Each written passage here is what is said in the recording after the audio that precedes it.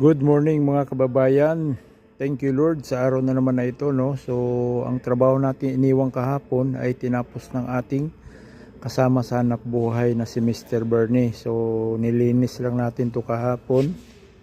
Yung mga yan, kumbaga sa nag-prep tayo, prepare lang natin. Tapos sinuloy na niya kasi siyang pang night shift o afternoon shift. So ayan na, nabuo na niya. So halos lahat pareho ganito yung ginagawa.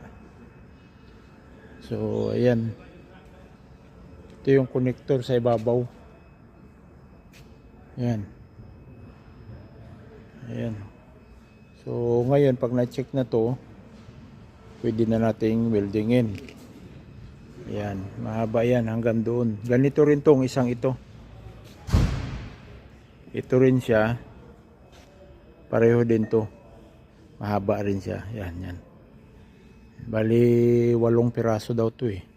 1, 2, 3, 4. Meron doon, 2. So, good morning everyone. Keep safe always and enjoy life every day.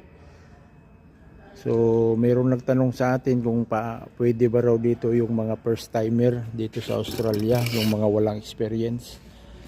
At pasensya na po kayo, based sa aking experience, hindi po sila nakuha dito ng no experience, no.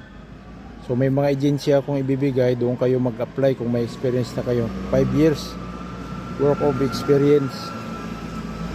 So ito na yung connector, ito na yung ginawa na, yung dugtungan. Ganyan. Thank you guys, keep safe always tayo palagi, and maraming salamat sa support.